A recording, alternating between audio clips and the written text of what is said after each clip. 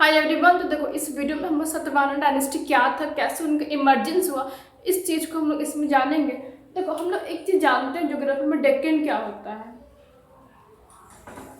देखो ये हमारा इंडिया का लोअर पार्ट है। तो जो साउदर्न रीजन जो हुआ, ये जो हमारा जो साउदर्न रीजन है, इस साउदर्न रीजन को हम लोग डेक्कन बोलते हैं। ठीक है, डेक्कन प्लेट्यू बोलो चाहे कुछ भी।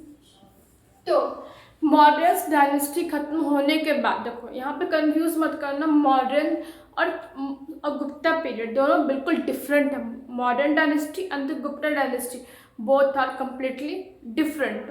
दोनों क्या है, एक दूसरे से बिल्कुल डिफरेंट है। तो जब मॉडर्न डायनेस्टी का डिसइंटीग्रेशन हुआ, मतलब जब मॉडर्न डायनेस्टी खत्म हुआ, आखिर ये खत्म क्यों हुआ। देखो मॉडर्न डायनेस्टी इसलिए खत्म होता है क्योंकि ये लास्ट के जो सक्सेसर थे, चाहे लास्ट के जो रूलर्स थे, वो as compare to the founder, मतलब चंद्रगुप्त मौर्य के कंपैरिजन में काफ़ी ज़्यादा वीक थे। मतलब चंद्रगुप्त मौर्य के जो सक्सेसर हुए, अशोका के बाद ही खत्म होता है। अशोका के बाद के जो सक्सेसर थे वो बहुत ज़्यादा कमज़ोर थे, मतलब उनके पास उतना ज़्यादा स्ट्रेंथ नहीं था अपने को, जो उनका टेरिटरी फैले हुए था उसको कंट्रोल रखने का। ठीक है, ये एक पॉइंट हो गया, 1.1 सॉरी।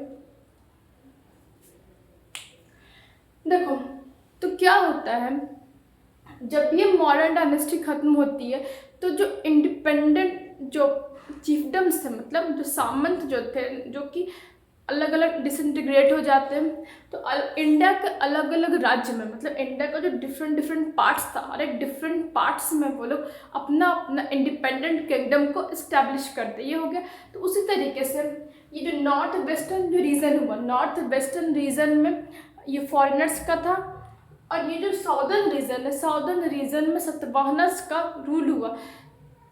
बहुत सारे ऐसा मतलब हमारा 18 पुराण से, 18 पुराण में से बहुत सारे ऐसे रूलर्स का जिक्र किए हुए जिनमें ये सातवाहनस आ जाते हैं।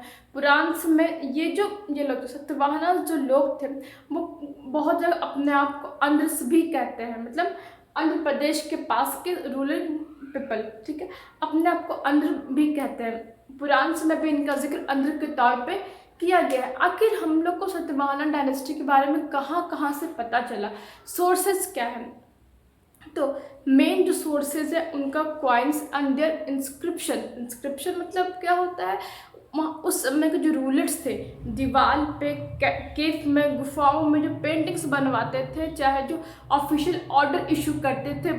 आज क्या है, हम लोग आज पेपर यूज़ करते, उस समय पेपर नहीं था।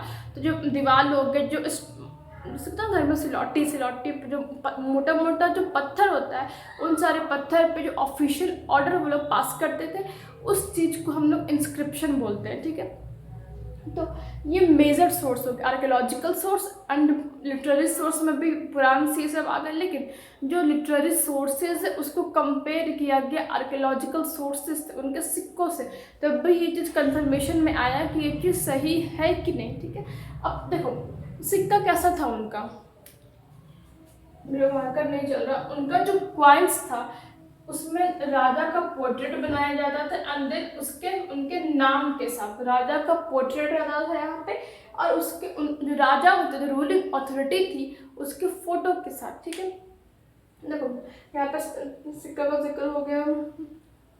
हाँ, और उस समय और सातवाहना जो लोग थे, सातवाहना मेनली 3 प्रकार का सिक्का को इशू करते थे, सिल्वर, एलॉय एंड देन हाँ कॉपर का alloy, sorry silver copper and then हाँ सिल्वर कॉपर, दो तो कंफर्म हमको याद है। तो इस तरीके का सिक्का वो लोग इशू करते थे। अब देखो सबसे पुराना जो सिक्का है, सबसे अर्लीस्ट क्वाइन जो है सातवाहनस का, हम लोगों को आंध्र प्रदेश के करीमनगर डिस्ट्रिक्ट से पाया गया। अर्लीस्ट क्वाइंस जो है आंध्र प्रदेश के करीमनगर डिस्ट्रिक्ट से पाया गया है। देखो आर्कियोलॉजिकल सोर्सेज के बेसिस पे हम लोग ये कह सकते हैं आंध्र प्रदेश कहाँ आ गया, ईस्टर्न डेक्कन में, मतलब इधर का जो एरिया है ये आंध्र प्रदेश है। तो उसके सिक्के के बेसिस पे हम लोग कह सकते हैं कि इसका जो इमर्जेंस था सातवाहन डायनेस्टी का, सबसे पहले इधर हुआ है, मतलब ईस्टर्न डेक्कन में। लेकिन लिटरेरी सोर्स मतलब पुराण के अकॉर्डिंग है कि वेस्टर्न डेक्कन में उनका सबसे पहले इनिशियल रूल स्टार्ट हुआ था, उसके बाद they further expand to the eastern Deccan. तो अलग अलग सोर्सेज के अकॉर्डिंग अलग अलग है, तो अभी तक क्लियर नहीं हुआ है। अब आता है कि आखिर इसका फाउंडेशन कौन की है। तो सिमुका नाम के एक रूलर के द्वारा सातवाहन डायनेस्टी का फाउंडेशन किया गया था। और देखो, और एक इंस्क्रिप्शन है, ये नासिक के गुफा के पास इंस्क्रिप्शन है, ये भी एक मेजर सोर्स के तौर पे काम करता है। और कहता है कि एक क्वीन का जहाँ पे जिक्र है, देखो एक क्वीन, सॉरी क्वीन का नाम हमको नहीं याद आ रहा, एक क्वीन का जिक्र है जो कि गौतमीपुत्र सतकर्णी की शायद मदर थी। गौतमीपुत्र सतकर्णी सातवाहन डायनेस्टी के एक बहुत इंपॉर्टेंट एंड पावरफुल रूलर थे। तो सातवाहन डायनेस्टी को सिमुका के द्वारा तो फाउंडेशन किया गया, लेकिन इस सातवाहन डायनेस्टी को जो एक मेजर पॉइंट पे ले जाया गया वो गौतमीपुत्र सतकर्णी के द्वारा ले जाया गया था, मतलब टेरिटरी को एक्सपैंड किया गया था।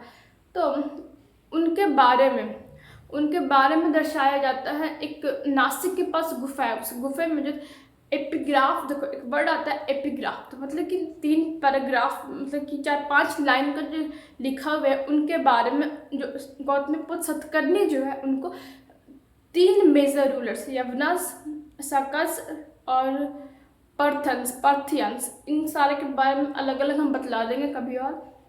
तो इन लोगों का इन्हें भी, मतलब इन लोगों को हराने वाला के तौर पे जिक्र किया गया उनकी माँ के द्वारा, मतलब गौतमीपुत्र सतकर्णी की मदर के थ्रू। ठीक है, अगर समझ में एंड कर देना, समझ में आए तो सब्सक्राइब कर देना।